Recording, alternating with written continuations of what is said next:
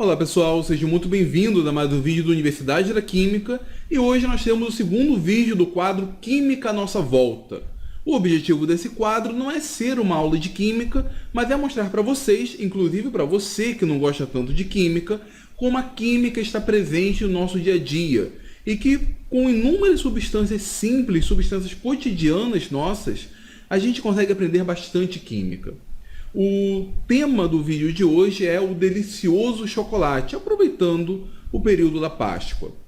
E com toda certeza a maioria das pessoas aprecia essa maravilhosa guloseima que é o chocolate.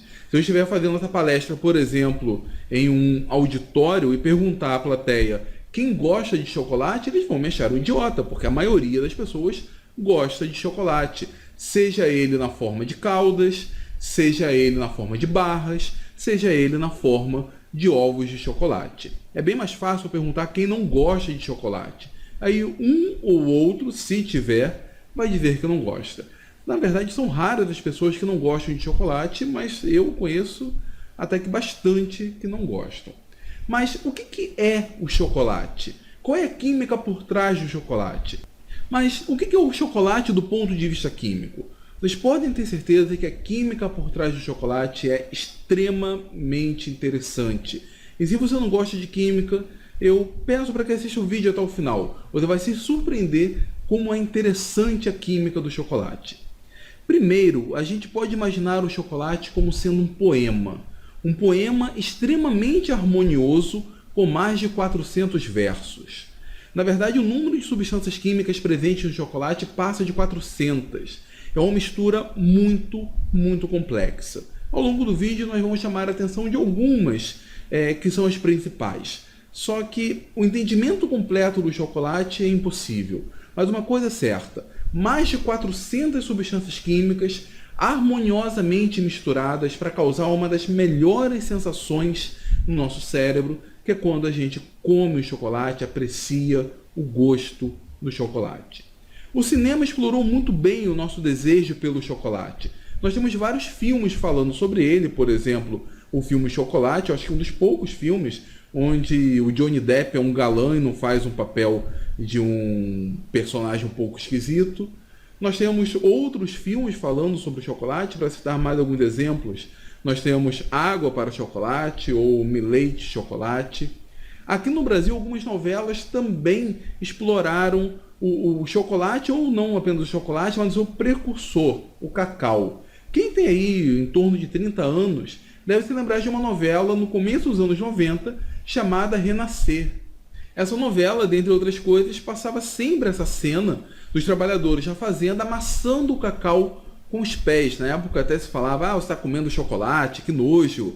Ele é feito as pessoas amassando com os pés. Esse talvez tenha sido um processo artesanal, hoje não é feito dessa forma, mas foi uma novela que chamou a atenção o cultivo do cacau, que é a matéria-prima do chocolate.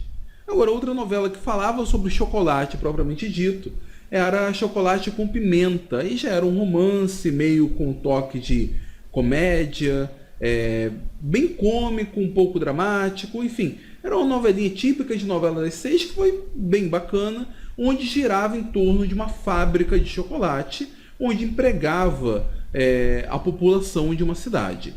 Que, por falar em fábrica de chocolate, nenhuma arte, nenhum filme, nenhuma novela chamou tanta atenção ao desejo, principalmente das crianças, pelo chocolate, ao nosso gosto pelo chocolate, do que os filmes baseados no livro A Fantástica Fábrica de Chocolate. Não sei se vocês sabem, A Fantástica Fábrica de Chocolate é um livro, se não me engano, na década de 60, onde conta a história do jovem Charlie, um rapaz pobre, que visita uma fabulosa fábrica de chocolate. Esse livro às vezes é considerado até como ficção científica para as crianças. Ele teve duas adaptações no cinema, uma na década de 70, eu não assisti o original, mas eu assisti suas várias reprises no cinema em casa ou na sessão da tarde. Um filme, quando eu era criança, eu simplesmente amava. Não sei se vocês se lembram, mas nessa versão tem o Gene Wilder como Willy Wonka. Vamos ver aqui um trecho. Vejam a minha cachoeira. Ela é a mais importante. Ela mistura e bate o meu chocolate. Olhem, não há fábrica no mundo que misture o chocolate desse jeito. Mas é o único modo se quiser usar o certo. Nota que ele explora a imaginação das crianças falando de uma cachoeira de chocolate que mistura o chocolate em um rio de chocolate. Esse filme teve uma outra versão, um remake, em 2005, uma versão, diga-se de passagem, mais próxima do livro e com muito mais efeitos, muito mais bonito, com muito mais técnica, obviamente, do que o filme da década de 70, porém eu não gostei tanto quanto o filme original. Esse filme teve o Johnny Depp como Willy Wonka. Cada gota do rio é chocolate derretido na melhor qualidade.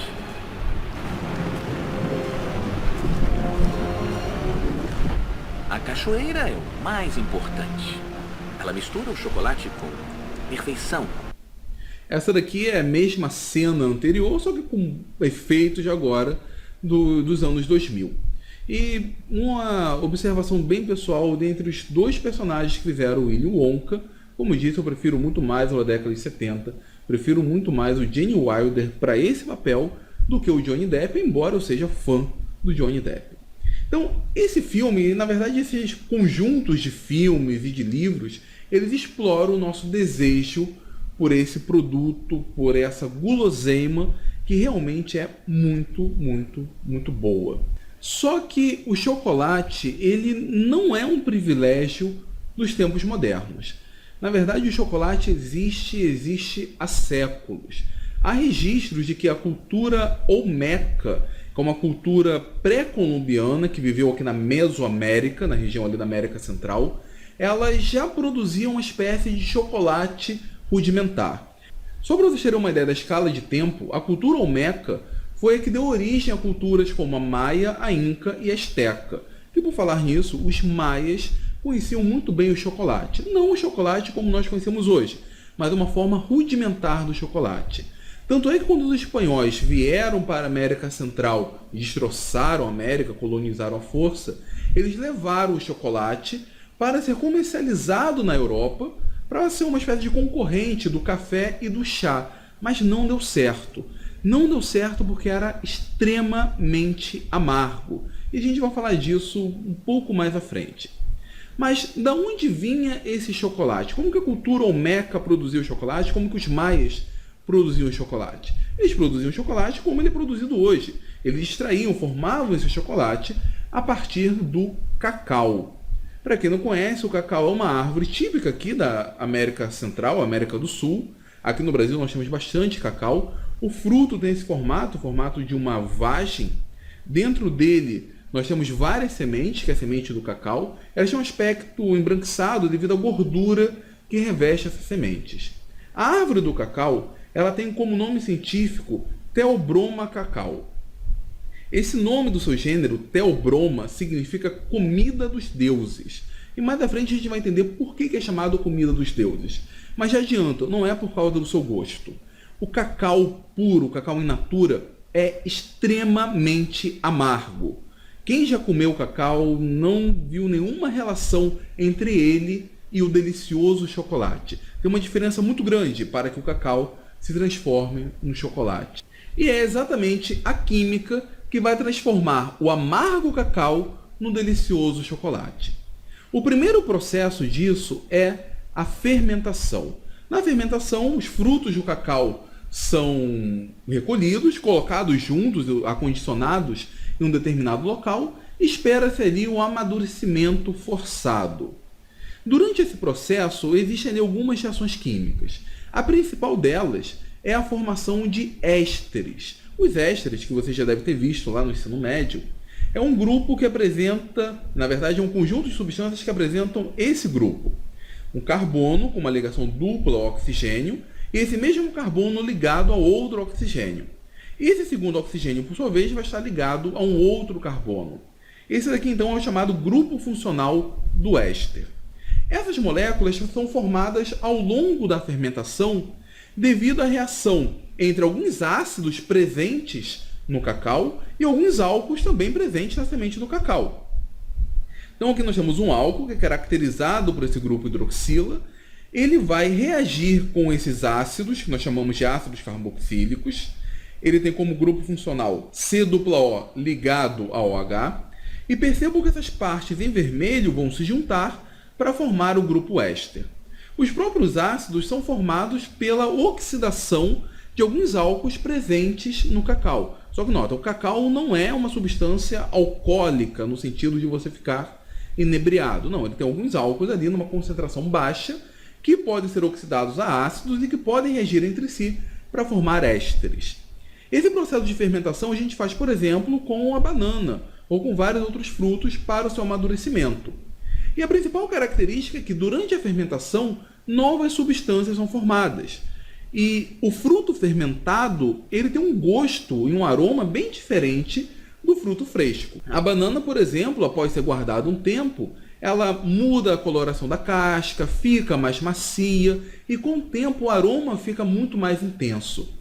Isso porque boa parte desses ésteres são responsáveis pelos aromas dos frutos maduros. Ao passar pelo processo de fermentação, esses ésteres são formados e muitos deles são moléculas leves e voláteis. Então elas acabam saindo do fruto e os nossos sentidos, nosso olfato é sensível a esse tipo de molécula. Então a gente consegue perceber um aroma característico. A gente percebe a fermentação, como eu disse, na banana. Se a banana, por exemplo, estiver muito madura, o cheiro vai ser muito forte. Suco de abacaxi fermenta muito rápido, a gente consegue perceber que o gosto muda de um dia para o outro. E com o cacau não é diferente. Durante o processo da fermentação, esses ésteres são formados, passa a ter um aroma característico e o próprio gosto do fruto torna-se diferente. No caso do cacau, nós temos mais de 40 tipos de ésteres.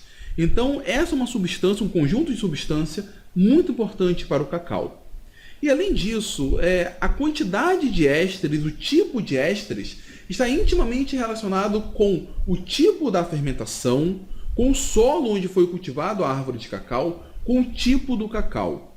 E aqui está um dos maiores segredos das grandes indústrias do chocolate. Isso é guardado a 7 chaves. Um bom chocolate começa com uma boa fermentação. Existe todo um protocolo de o solo adequado, a forma como acondiciona os frutos do cacau na fermentação. Tudo isso então vai gerar uma espécie de segredo industrial para melhorar a qualidade do cacau. Depois dessa etapa da fermentação, nós temos então a etapa da torragem. Note que agora o fruto do cacau ele já está amarronzado. A torragem é uma etapa mais brusca do que a fermentação. A fermentação é uma etapa natural e mais lenta. A torragem não, a torragem é forçada. Nós vamos aquecer os grãos do cacau, a semente do cacau. E com isso nós teremos algumas transformações. A primeira delas é a desidratação dos carboidratos. Carboidratos são moléculas desse tipo.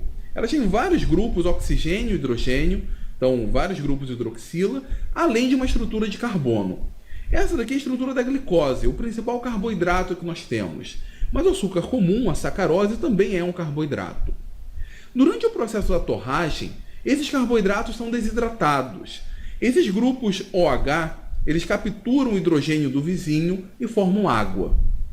Quando nós fazemos isso, algumas moléculas maiores de carboidratos são quebradas em moléculas menores, além, obviamente, da liberação de água. Essas moléculas menores são mais voláteis, então gera-se um outro aroma característico durante o processo da torragem. E, além disso, como as moléculas menores são volatilizadas, elas são liberadas para o meio, ficam as moléculas maiores. Só que agora essas moléculas maiores, elas têm uma quantidade maior de carbono, afinal elas perderam parte do oxigênio e do hidrogênio. Isso vai levar ao processo de caramelização ou a coloração amarronzada que temos quando nós torramos algum determinado fruto. É exatamente o mesmo processo que acontece quando nós pegamos açúcar e colocamos na panela. Ali nós vamos formar o caramelo. No caso da torragem do cacau, esse processo de caramelização ocorre dentro do fruto. Por isso que ele ganha essa coloração amarronzada. Acontece também com o amendoim. Quando nós torramos o amendoim, gera-se um cheiro, um aroma característico devido à liberação dessas várias moléculas e ele fica amarronzado devido à maior concentração de carbono agora. Uma outra reação que ocorre durante o processo da torragem é a reação Maillard. Em inglês, ela é chamada de Brownian Reaction, literalmente reação para amarronzar, vamos dizer assim, a substância. Ela começa a ser ativa em 160 graus. A reação Maillard não ocorre apenas com o cacau. Ela vai ocorrer, por exemplo, com a carne, vai ocorrer com o amendoim. Ela vai ser responsável pela coloração amarronzada dos produtos quando assados, quando fritos e às vezes até mesmo quando cozidos. Então, como que ocorre a reação Maillard? Basicamente, os carboidratos presentes no fruto vão começar a reagir com compostos nitrogenados. Quem são esses compostos nitrogenados? Muito provavelmente serão aminoácidos presentes ali no fruto ou proteínas presentes no fruto. Vai começar a existir reações entre eles, vão formar macromoléculas, moléculas ainda mais complexas, que depois serão quebradas em moléculas menores. Essas moléculas menores serão volatilizadas também. Então daí que vem o cheiro característico quando a gente assa um pedaço de carne. Aquele aroma que estimula o nosso apetite é uma consequência direta da reação Maillard. A reação Maillard também aparece, por exemplo, quando a gente faz o pão. É aquela casquinha torrada do pão ou da pizza, é uma consequência da reação Maillard. Um processo ali de carbonização. Um processo em que a gente vai ter então uma maior quantidade de carbono comparado, por exemplo, com outros elementos ali presentes. Alguns estudos dizem que a reação Maillard provoca a formação de algumas substâncias carcinogênicas. O fato de nós comermos essa casquinha torrada não seria muito bom para a saúde. Eu tenho que falar isso, mas deixa de lado essa informação e vamos focar no chocolate, né? Vamos chegar ao delicioso chocolate, mas ainda estamos com o cacau torrado. Esse processo da torra e a quebra das moléculas maiores em moléculas menores vai fazer com que o gosto amargo do cacau diminua. Então, o grão torrado do cacau é bem menos amargo do que o grão cru. E aí, o chocolate dos maias nada mais era do que esse pó de cacau torrado misturado com frutas e adicionado água quente. Formava uma bebida ainda assim amarga, porém uma bebida sagrada. Para os maias, essa bebida, esse chocolate primitivo, embora amargo, ele era uma bebida ritualística. É por isso que o cacau tem como nome Theobroma cacau, o gênero Theobroma, comida dos deuses. Não por ser apreciável, não por ser gostosa, mas porque era utilizado em um processo ritualístico. No filme de 2005, da Fantástica Fábrica de Chocolate, isso é bem explorado pelo Tim Burton. Nós podemos ver nessa cena.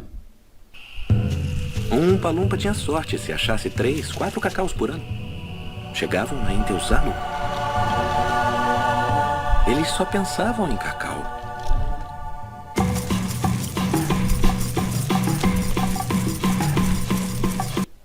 O Tim Burton então faz uma associação entre os Oompa-Loompas, esses ajudantes do Willy Wonka, com os povos pré-colombianos, com os maias.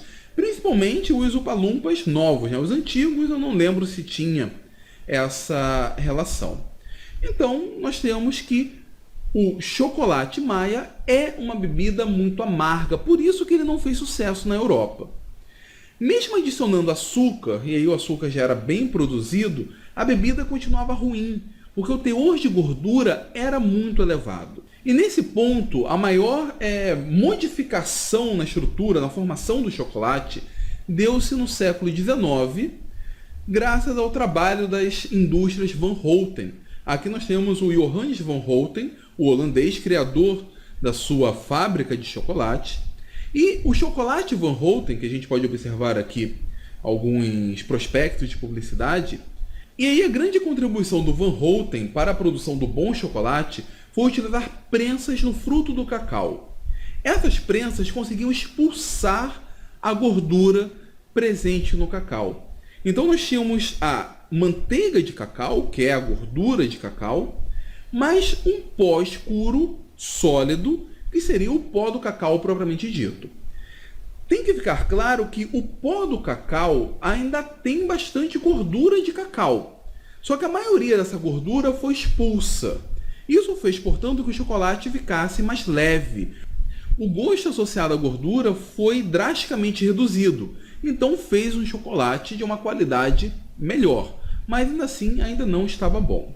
E aí agora vamos deixar um pouco o chocolate de lado e vamos focar na gordura do cacau. O chocolate ainda tem muita gordura, cerca de 50% ainda é gordura de cacau. Só que o Van Houten fez foi tirar esse excesso. O fato da maior parte do cacau ser ainda gordura de cacau faz com que boas partes das propriedades do chocolate seja definido pela gordura de cacau. A gordura de cacau permite a fabricação da manteiga de cacau, que é utilizado como hidratante. E essa manteiga tem uma propriedade muito interessante. Ela é rica em antioxidantes. Isso faz com que a gordura de cacau dure muito tempo. Ela chega a durar anos sem estragar. Muito diferente, por exemplo, da gordura do leite, da manteiga do leite. Essa estraga muito rápido. Os antioxidantes presentes na gordura do cacau fazem com que ela dure bastante tempo. E além disso, esses antioxidantes que estão presentes também no chocolate fazem com que essa guloseima também, de certo modo, faça bem à saúde. Mas o que a gente pode falar da gordura de cacau? Vamos utilizar então um pouco o nosso conhecimento químico a respeito dela. A gordura de cacau, como toda gordura, ela é rica em um conjunto de substâncias chamadas de triglicerídeos. Você, quando faz um exame de sangue, você vê a taxa de triglicerídeos. Os triglicerídeos são a base das gorduras sólidas. O que eles são? São, na verdade, um conjunto de 3 moléculas, que são essas ramificações, são, na verdade, ésteres, que estão ligados a uma base de 3 carbonos. A quebra dos triglicerídeos vão formar os chamados ácidos graxos, que são ácidos de uma longa cadeia carbônica presente nas gorduras. E vai sobrar, então, essa molécula com 3 carbonos, que vai estar ligada a átomos de oxigênios, que são chamados gliceróis. O glicerol, por exemplo, ele é utilizado na fabricação de sabão. Esse tipo de molécula, então, é a base das gorduras quando no estado sólido. Na verdade, toda gordura é sólida. Se ela for líquida, aí nós teremos os óleos, e os óleos têm uma estrutura diferente. Bom, os triglicerídeos podem ser representados dessa forma, que nós falamos formato E, né, porque se olhar de lado isso aqui lembra uma letra E, mas eu gosto de representá-los dessa outra forma. Eu acho que isso mostra um pouco mais o espaço ocupado pelos triglicerídeos e dá um pouco mais de dinamismo à molécula. Aqui nós temos os 3 átomos de carbono de base, os 3 átomos de oxigênio ligados a ele, que vai formar o glicerol, e aqui as ramificações que vão formar os ácidos graxos. Essas ramificações não necessariamente são iguais, podem ser 3 ramificações diferentes. Aqui eu só representei ligações simples, o que vai gerar ácidos graxos saturados. Mas eles podem ter ligações duplas, o que vai gerar ácidos graxos insaturados. Esses triglicerídeos, portanto, estão presentes na gordura do cacau e, consequentemente, no próprio chocolate. Agora, vamos olhar a estrutura espacial desses triglicerídeos. Vamos olhar a estrutura cristalina deles. Nós podemos observar aqui essa como sendo a estrutura de um dos triglicerídeos presente na gordura de cacau. Ele é 1,3 diesteroil 2-oleoilglicerol. Não se preocupem com o nome. Entendam que essa daqui é a estrutura espacial daquele triglicerídeo, ou de um dos triglicerídeos presente na gordura de cacau. Cada bolinha cinza dessas é um átomo de carbono. Aqui nós temos 3 átomos de carbono, que são esses 3 átomos de carbono que dão a estrutura do triglicerídeo, seguidos de 3 átomos de oxigênio, que são essas bolinhas vermelhas, que são esses átomos de oxigênio aqui. Essas outras 3 bolinhas vermelhas são os outros átomos de oxigênio da ligação dupla. Se a gente perceber, as 3 pernas desse triglicerídeo, 2 delas são retas. Isso é uma característica de grupos saturados. Agora, essa outra cadeia, ela meio que faz uma curva aqui, do nada ela sobe. Isso é devido à presença de uma ligação dupla. Então, a quebra desse triglicerídeo vai gerar 2 ácidos saturados e um ácido graxo insaturado, ou mais especificamente, monoinsaturado, que são bons ácidos graxos. E o que é mais interessante nisso é que esses ácidos graxos, quando agrupados uns com os outros para formar o sólido, eles podem ser agrupados de formas diferentes. Por exemplo, especificamente esse ácido graxo, ele pode se agrupar dessa forma. Aqui nós temos, então, vários ácidos graxos agrupados para formar o sólido. Lembrando que a manteiga de cacau é sólida. Essa daqui, os especialistas chamam de fase beta 5, que vai gerar a estrutura do chamado chocolate 5. E realmente, o chocolate ele pode apresentar formas estruturais diferentes. Vamos falar isso mais à frente. Essa é uma das formas. Porém, esse mesmo triglicerídeo, no estado sólido, ele pode apresentar uma estrutura cristalina diferente, que é essa daqui, que nós chamamos fase beta 4. O nome disso é polimorfismo. E o polimorfismo é uma das características mais bonitas do estado sólido. Vocês já ouviram falar do polimorfismo? Talvez não por esse nome, mas boa parte de vocês com certeza deve ter ouvido falar na escola que o diamante e o grafite são ambos feitos de carbono. A diferença é apenas a estrutura cristalina deles. Ou ainda ouviram falar do não tão famoso enxofre rômbico e enxofre monoclínico. Esses são exemplos de polimorfismo. O carbono ele pode ter a forma do diamante ou a forma do grafite. A diferença é que a gente não consegue fazer com que o carbono grafite se converta no carbono diamante, pelo menos não em condições amenas. É necessária uma quantidade muito elevada de temperatura e pressão para que isso aconteça. No caso da gordura de cacau, não. A gente consegue converter a fase 5 na fase 4 dentro de casa, com variações de temperatura da geladeira ou do lado de fora da geladeira. Esse é um polimorfismo que a gente consegue observar. Nesse caso aqui, a diferença está simplesmente no agrupamento desse segundo conjunto de moléculas de triglicerídeo. E o que é mais bacana, como eu disse, essa diferença a gente consegue ver em casa. E eu já vou mostrar isso para vocês. E aí, pessoal, eu acho que isso daqui é uma coisa bem legal de ser trabalhado em sala de aula. Ao invés de nós falarmos do polimorfismo do carbono grafite e do carbono diamante, que é um polimorfismo que a gente nunca vai ver, podemos utilizar o chocolate para isso. E vamos ver várias formas como o chocolate pode se apresentar. Mas antes disso, eu tenho que deixar claro para vocês que a diferença do polimorfismo da gordura de cacau vai influenciar na densidade dessa gordura. Ela pode ser mais ou menos densa e também mais ou menos estável. Para entendermos isso, vamos ver aqui um esqueminha. Aqui nós temos um triglicerídeo e no estado sólido ele vai estar associado a um outro conjunto de moléculas de triglicerídeo. Esse conjunto de moléculas, se delimitado em um determinado espaço, vai conferir uma certa densidade. Dentro desse espaço aqui, nesse nosso modelo, nós temos 12 moléculas de triglicerídeo. Então, nós temos uma determinada densidade associada a ele. Agora, vamos imaginar que essa molécula de triglicerídeo tem uma conformação diferente. Como assim? Nós temos aqui as 3 perninhas, mas 2 apontam para um lado e uma aponta para o outro. Ela vai interagir com outras moléculas, porém, dentro desse mesmo espaço, quantas moléculas eu teria com essa conformação? Se a gente perceber aqui um número maior de moléculas. Nesse espaço aqui nós temos 12 moléculas de triglicerídeos. Aqui nós temos 1, 2, 3, 4, 5, 6, 7, vezes 2, 14, mais alguns fragmentos aqui. Então nós temos aqui em média umas 16 a 17 moléculas de triglicerídeos no mesmo espaço ocupado por essas moléculas com essa conformação. Então esse polimorfo é mais denso do que esse primeiro. Eu posso ter então uma outra forma de organizar essas moléculas.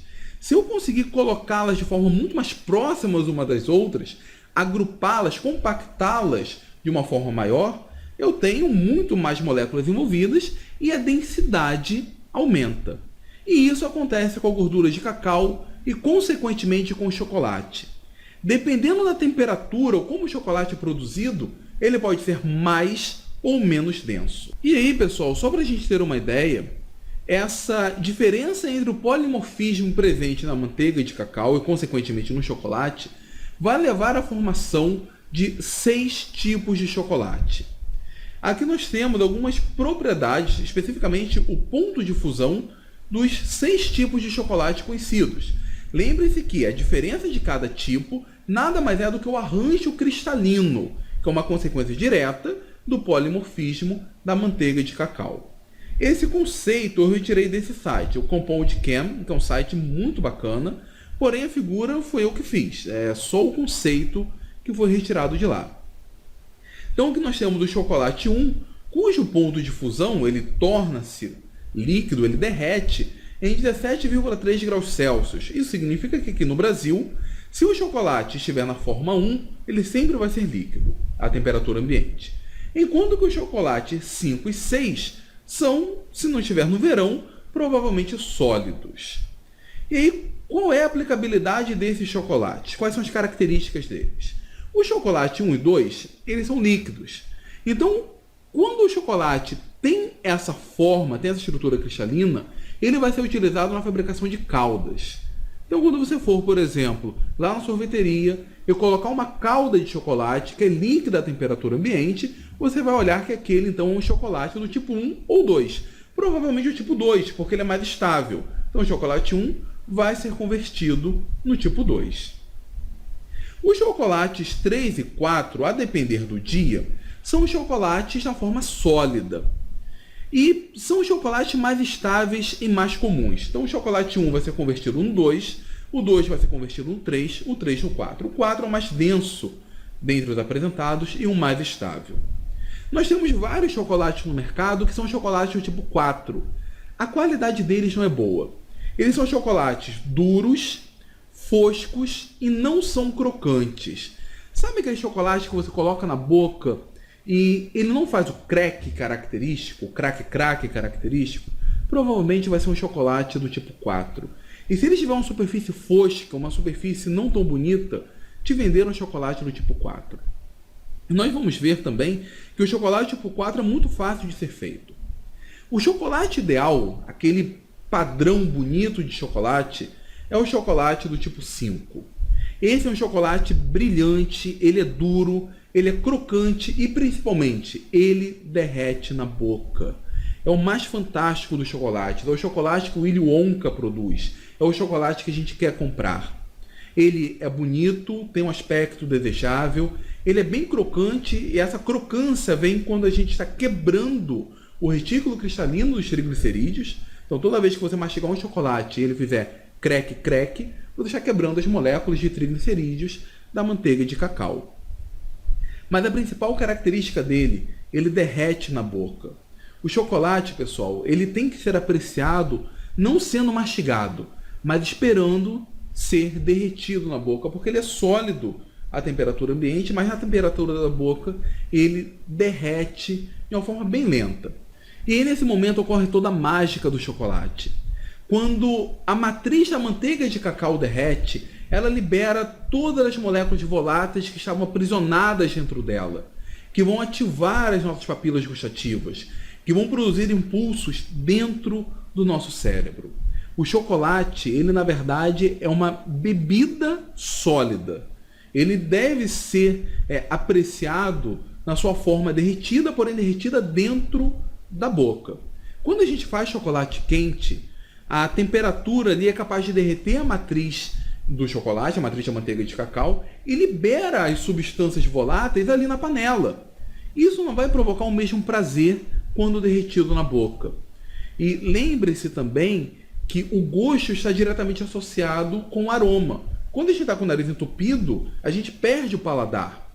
Então, quando as moléculas voláteis são liberadas dentro da nossa boca, o prazer associado ao chocolate é o máximo, principalmente se ele for do tipo 5.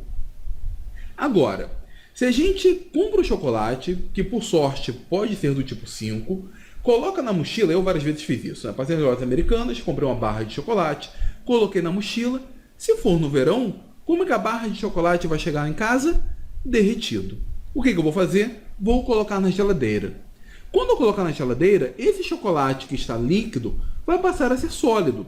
Só que com esse resfriamento brusco, se ele antes era 5, ele vai ser transformado no 4. O chocolate 5 é produzido pelo derretimento, ou melhor, pelo resfriamento lento do chocolate derretido. Se esse resfriamento for rápido, ele cai para o chocolate 4. E aí eu vou ter agora um chocolate murcho, né? Não crocante, fosco e feio. E esse chocolate 4 ele até consegue se transformar no chocolate 5. Afinal, o 5 é mais estável. Só que nesse processo, ele vai acabar liberando uma quantidade de gordura que estava interna para a parte da superfície. Então a superfície do chocolate vai ficar branca. Isso nós chamamos de afloramento da gordura, ou fat bloom. E causa um aspecto feio no chocolate. Não é que ele esteja estragado.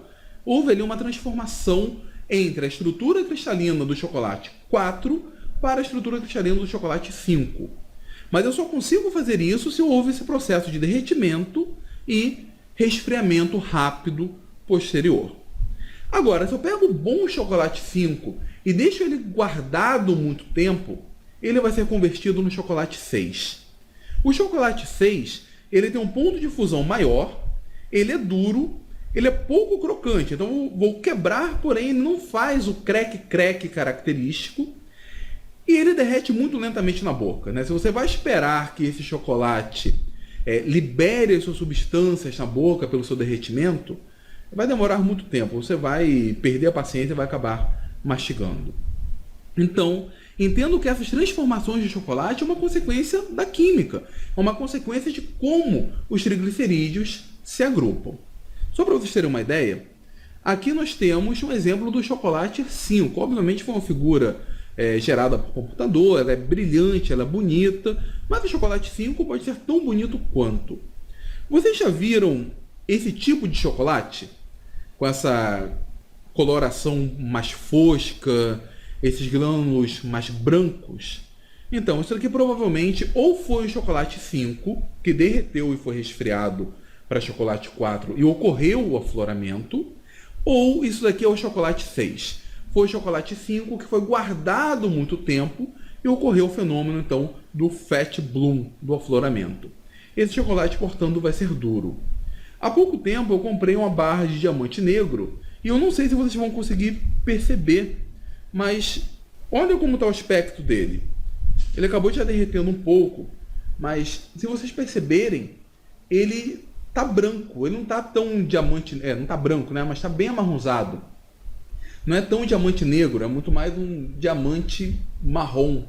Isso daqui é uma consequência direta do fat bloom, a transformação da etapa 5 para a etapa 6. Eu tive que colocar o chocolate na geladeira porque ele já estava derretendo com a temperatura dos dedos. E se ele derreter, na verdade, ele vai sair do chocolate 6.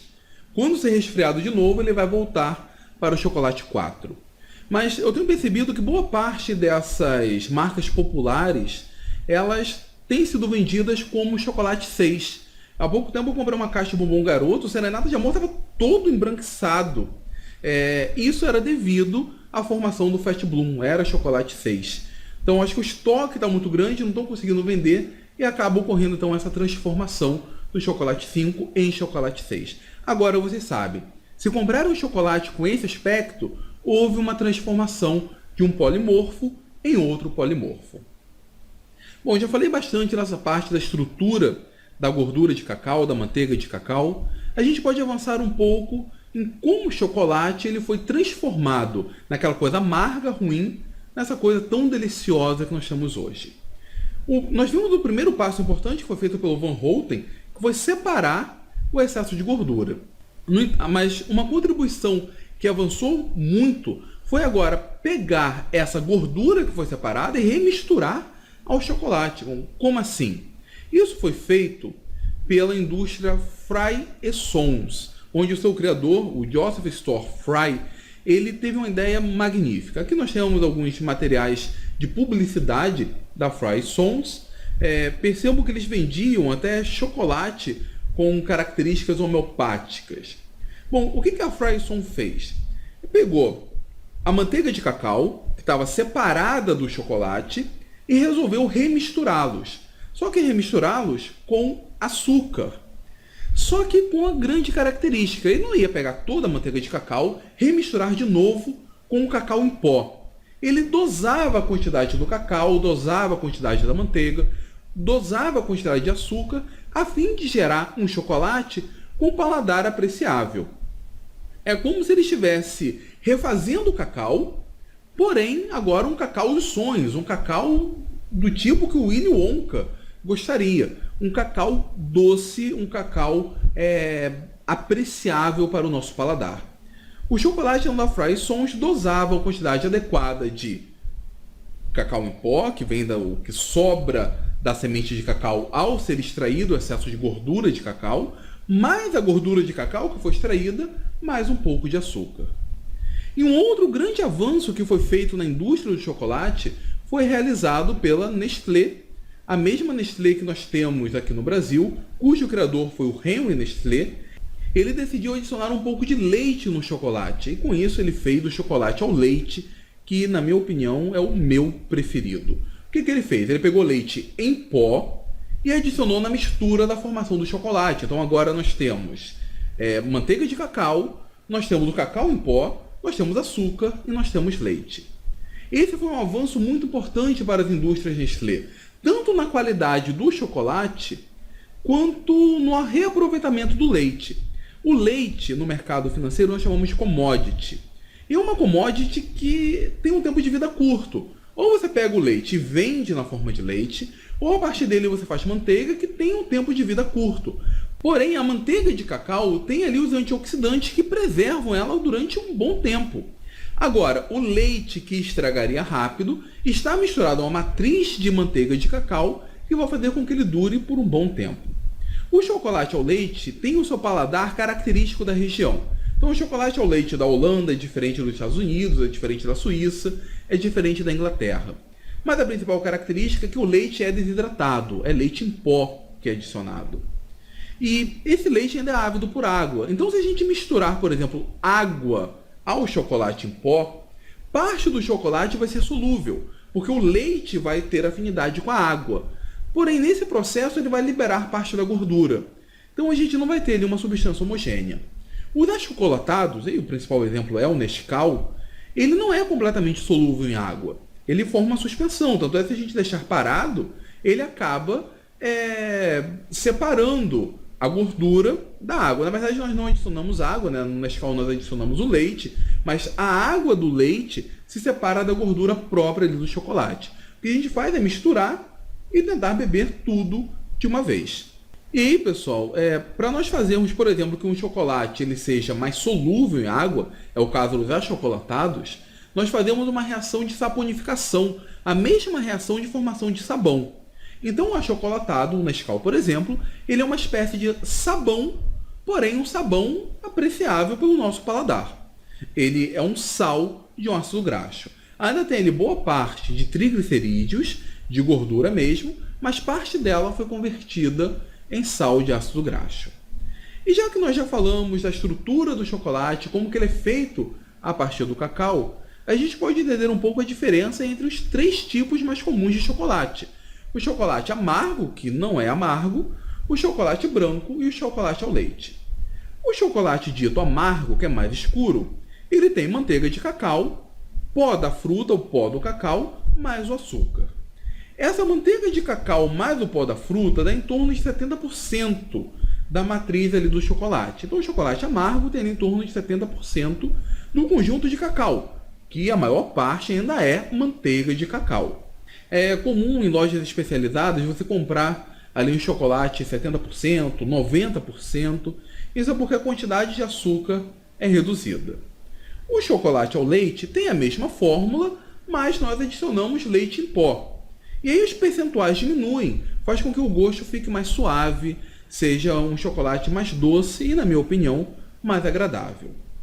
O chocolate branco, ele tem manteiga de cacau, tem o açúcar, tem o leite, mas ele não tem o pó da fruta, não tem o pó de cacau. Isso é uma coisa ruim, porque boa parte das moléculas importantes do chocolate estão presentes no pó de cacau. Os antioxidantes, que poderão fazer bem à nossa saúde, os ésteres, as moléculas associadas ao bom gosto do chocolate, não estão presentes no chocolate branco. Ele é basicamente manteiga de cacau comestível. Então ele não é muito bom para a saúde. Eu gosto de chocolate branco, mas não sou tão fã assim. Então eu espero que vocês tenham entendido essa parte da estrutura do chocolate.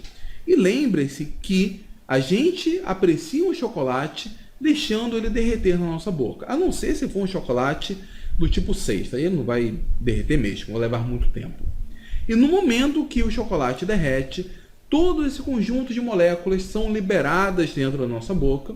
E estudos mostram que quando o chocolate derrete na nossa boca, as papilas gustativas percebem essas moléculas, todas as regiões do cérebro recebem um estímulo intenso.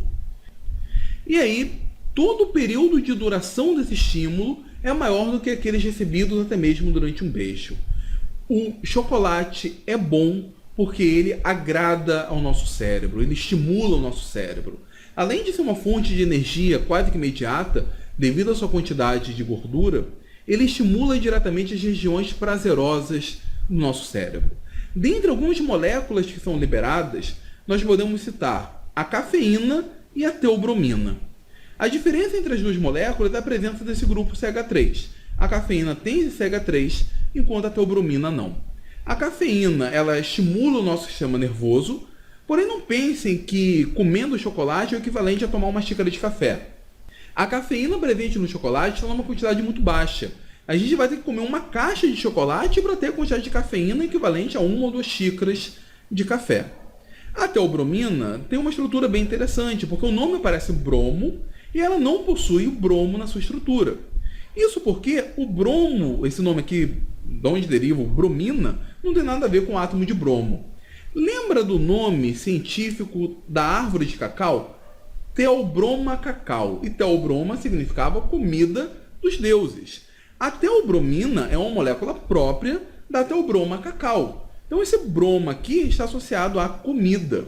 Tanto é que a parte da ciência que estuda os aditivos químicos em alimentos é chamado de bromatologia. Não porque bromo esteja associado ao átomo de bromo, mas sim à comida. A diferença da teobromina para a cafeína, além do grupo CH3, é que ela estimula muito mais o tecido muscular. Então a cafeína trabalha no tecido nervoso, a teobromina na parte muscular. E uma coisa que eu não sabia, eu descobri produzindo esse vídeo, é que o chocolate libera também um outro conjunto de moléculas na nossa boca e, consequentemente, para o nosso cérebro, que são os canabinoides.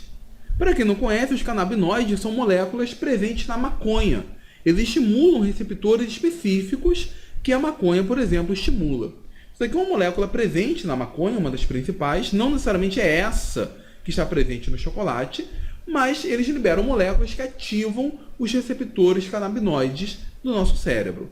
Ah, isso significa então se eu comer muito chocolate eu vou ter o mesmo efeito de ter utilizado maconha? Não. A quantidade é muito, muito, muito pequena. Não chega a estimular o nosso cérebro a esse ponto. Mas é uma curiosidade, né? Saber que o chocolate também libera alguns canabinoides.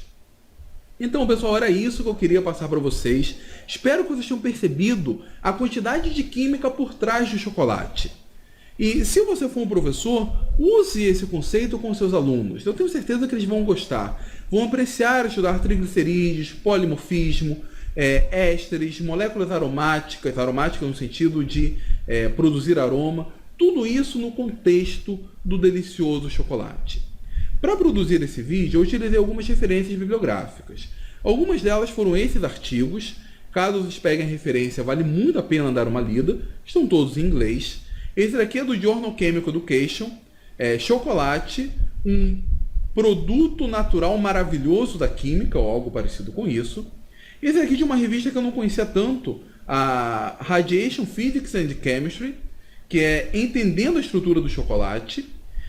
Esse daqui eu confesso que eu li pouco. Esse primeiro artigo aqui é muito bom. Eu utilizei ele em boa parte das informações apresentadas no vídeo.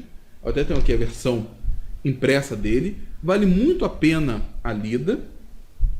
E esse daqui eu retirei da Acta Cristalográfica B. Na verdade, foi muito mais para retirar a estrutura da fase beta 5 da gordura de cacau, daquele triglicerídeo apresentado. E ele cita a referência para retirar a estrutura também do beta 4 que eu utilizei aqui no vídeo. E a principal referência para produzir tanto esse vídeo quanto o anterior, A Força do Aço, foi baseado nesse livro aqui, De Que São Feitas as Coisas. Eu fiz um quimioteca divulgando esse livro. Ele é produzido pela editora Blucher. Se você comprar aqui pela Universidade da Química, na verdade não pela Universidade da Química, se você comprar no site da Universidade da Química e utilizar o código UNIC20, você tem direito a 20% de desconto nesse livro. Se você for professor, direito a 30%. Vale muito a pena comprá-lo. Mas eu já falei dele lá no Quimioteca. É uma referência muito boa, eu utilizei para fazer esse vídeo e todo esse conjunto de informações pode ser utilizado em sala de aula, pode ser utilizado no ensino médio. Eu acredito que pessoas que não gostam de química, ao saberem esse tipo de informação, com certeza vão pelo menos olhar a química com outros olhos. Então, se vocês gostaram desse vídeo, por favor, deem o seu like e, principalmente, compartilhem em suas redes sociais. Ajudem esse vídeo a ser espalhado em suas redes sociais para que mais pessoas possam ver a química por trás do delicioso chocolate.